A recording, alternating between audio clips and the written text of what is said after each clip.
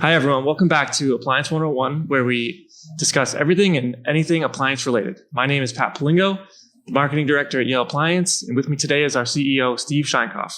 Today, we're live in our Boston showroom, and in this episode, we'll be discussing refrigeration and what you should know about appliance packages and rebates. If you're new here and just starting up, I highly recommend you start at the beginning to learn about ventilation and cooking, because it will compound on everything from the previous episodes. Let's get started.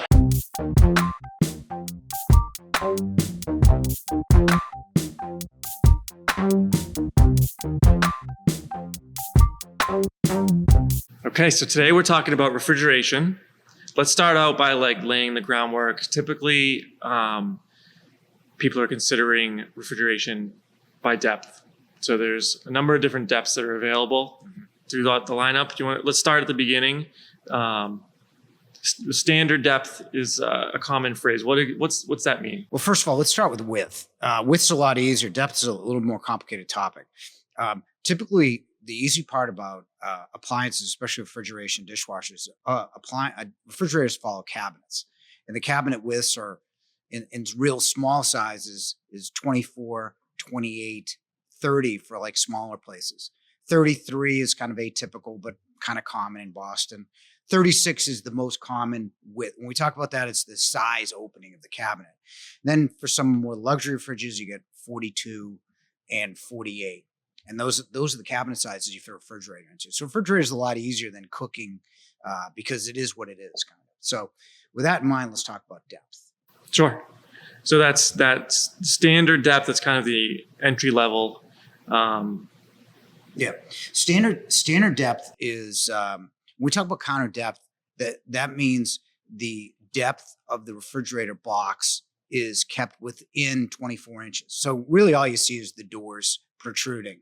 So it looks kind of sleek. It's much nicer in more of a upscale renovation. But on the other side is you do lose cubic footage, depth, height, width, depth being what a cube is. When you cut it down for counter depth, you do lose that cubic footage. So instead of getting a 28 cubic foot fridge, you're getting like a 24 or 23 cubic foot fridge. So that's counter depth. Regular depth will stick out like 34, 35 inches. So you do get added cubic footage when you go with a regular depth. And it's also inexplicably sometimes less expensive. So you get more cubic footage for less money. And one of the little tricks is if you could, you build your cabinet out, if it's on the outside of your kitchen, that's always a good plan where you get something bigger, more cubic footage, you build the cabinet out and it'll be less expensive. But most people still do go with counter depth, and it does look better in a kitchen than seeing, the sides of a refrigerator aren't exactly fashion. So it is better to go with counter depth. And then when we talk about professional and integrated, those are two popular styles for that built-in or finished look, but there's differences. Yeah. Professional is defined as compressors on the top. A lot of people define it different, but it was designed, when people think Sub-Zero, it's got the compressor top. So it looks like a refrigerator. Now, it looks good in stainless. You can put panels on it, but it's still a counter-depth refrigerator. What's become popular over the last few years is what's called integrated refrigerators. Those take counter depth. They're even shallower because they fit a 24-inch depth with the panel. So really, the elegant part of it is, especially with nicer cabinets, if you go with the integrated, you won't see the difference between a refrigerator and the cabinet itself. It looks just looks like a cabinet, even though it looks like a refrigerator.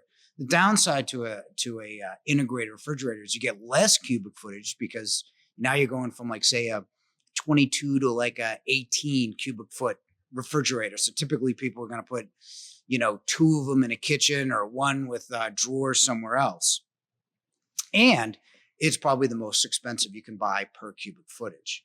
So you go regular depth, counter depth, and then a subsection of that would be professional counter depth because it's got the compressor on the top, and then integrated would be a choice beyond that. Mm-hmm.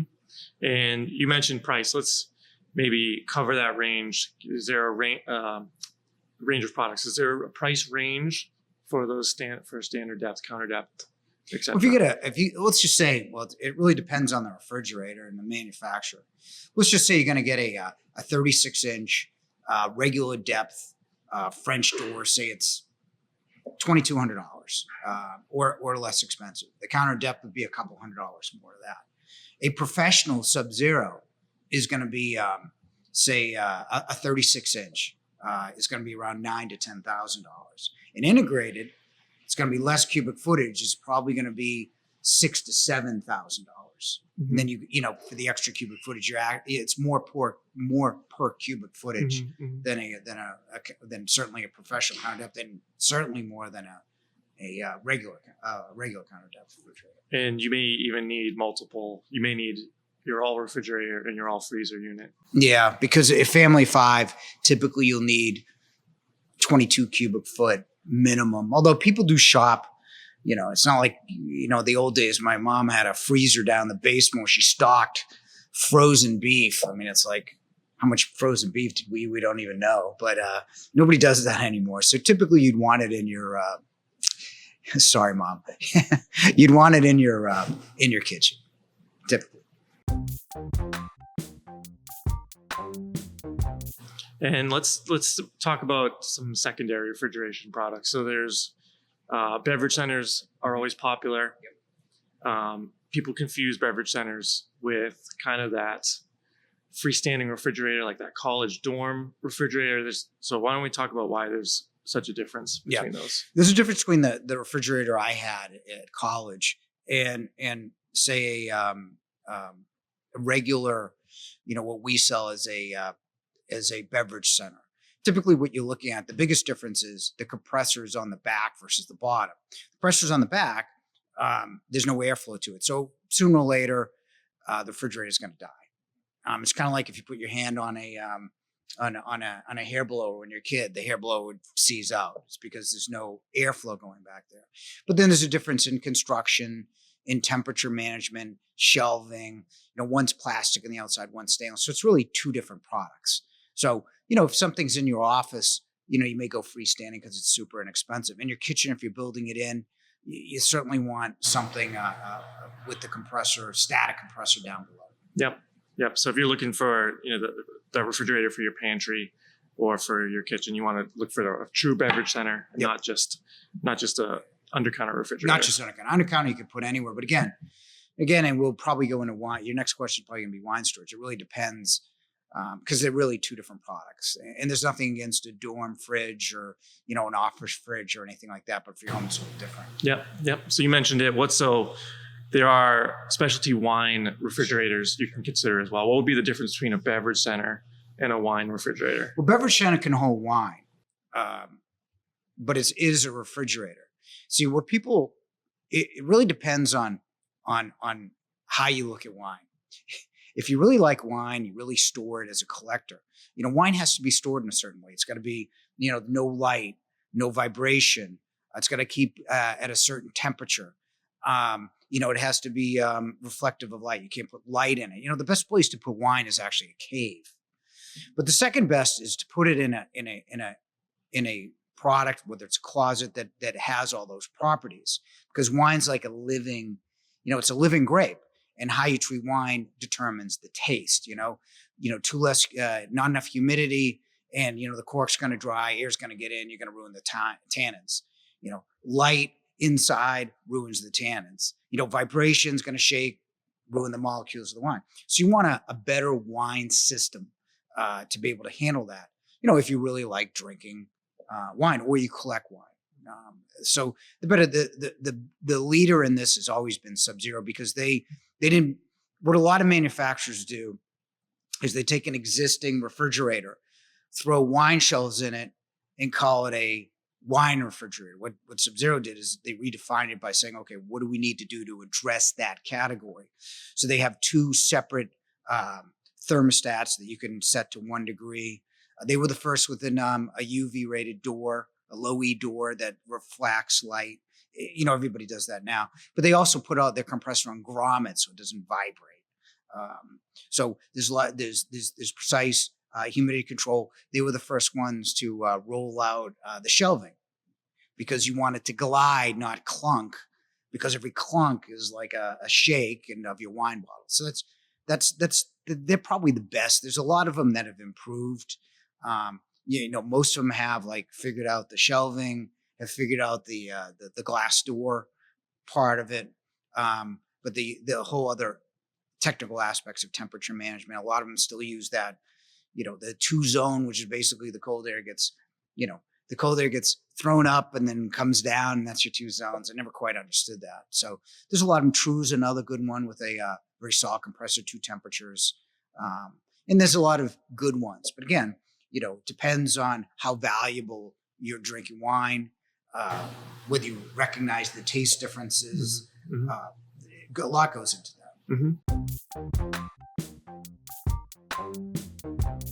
And the last type of specialty refrigeration that we deal with a lot is ice makers. Yep. So there's, believe it or not, there's a lot of different types of ice makers available. Yep. You want to just talk about some of the differences? Sure. There's, people buy ice by the cube. LG's made a big deal about craft ice. And you can get craft ice in certain ice. And what it is like a solid ball. And for someone drinking whiskey or, a fine liqueur, they don't want the ice melting, right? So you would get a craft kind of round cylinder cube, right? Then there's the people that want the sonic slushy cube, which is the polar opposite, where, it's better for, cold beverages, putting a slushy cube in that, and you can get some of those. And then you get the crescent shape, you can get the cube shape. And that's typically how you buy an ice maker. But the real thing about an ice maker is ice maker causes, most of the repair in our industry. So really, whether you're putting in a fridge or whether you're buying a separate ice maker, the secret to it is cleaning it at least a couple of times a year. And that's the secret advice. You can get any cube you want, depending on what you want to do, whether it's for your kids, whether it's for your liquor cabinet, whether it's just an ordinary crescent shaped cube. All of them are now available. You do have a choice, whereas you never did 10 years ago. Yeah, that's an important consideration. What cube do you want? Yeah, and a lot of great utility, but they do require regular maintenance to make sure that absolutely. they You stay definitely running. have to maintain those. All right, great. Thanks, Steve. Thank you, Pat. Now let's talk about appliance manufacturer rebates. So we see these promoted on Sure. TV all over the place. So let's start by what are these manufacturer rebates? How'd they come to be? And then let's maybe go into some pros and cons to consider. Well, first of all, appliance packages have been around for a long time, since you've probably been hanging light fixtures at Yale. First company that ever did it was Magic Chef, like in 1988, 89, where you would buy like 3 pieces and they give you like $500 on the 4th piece. And it became successful, but not wildly used until probably 10, 15 years later, when LG, Samsung, and a lot of other manufacturers really came up with the same promotion. And it really became more trend, say like in, after the recession, when during the last Great Recession, it's not the Great Pandemic, but the Great Recession in 2007, when Thermador and a lot of the high-end manufacturers started doing it. Thermador's got probably one of the most famous, the 1-2 free, which is you buy a cooktop wall oven or a Pro Range and you get a free dishwasher. Jet Air matches that. Sub-Zero added $1,000. Meal was 10% off. And it's a really good way to buy appliances because you don't have to worry about matching handle styles or matching grains of stainless. Is that one? Every stainless, especially with lighting, can look different. It's not a huge thing if it's spread apart, but with keeping with one manufacturer is one less thing you got to worry about. So buying a package is smart in that case. Now let's fast forward to now, right? When you can't get, there's times when it's not really all that necessary to buy a package. One is if you're paneling everything, and then it really doesn't much matter. It's good to get the rebates because you're buying all that stuff anyway. It's bad when you don't want the product they're rebating on. To give you an example, one of the most frequently rebated items is an over-the-range microwave. But as you know from our ventilation seminars, an over-the-range microwave is 310 CFM, 15 inches deep. If you cook a lot, that's going to create a lot of smoke and grease in your kitchen. So that's the time when package rebates are not as good. The other part is now during the recession, when it's hard to get 4 pieces from one manufacturer. A lot of these programs have been suspended anyway, but it's really hard to put 4 pieces from any one manufacturer together these days. So hunting for that may not be the best thing unless there's availability in all 4, which is, I wouldn't say impossible, but harder to do now than ever. Great. Thanks, Steve. Thank you, Pat. Thanks for tuning in for today's episode. We'll make sure to link our refrigerator buying guides in the show notes in the description so you can have access to that. Next time, we're going to talk about dishwashers and appliances people don't buy. As always, thanks for watching. Make sure to subscribe so you can get the next update. See you next time.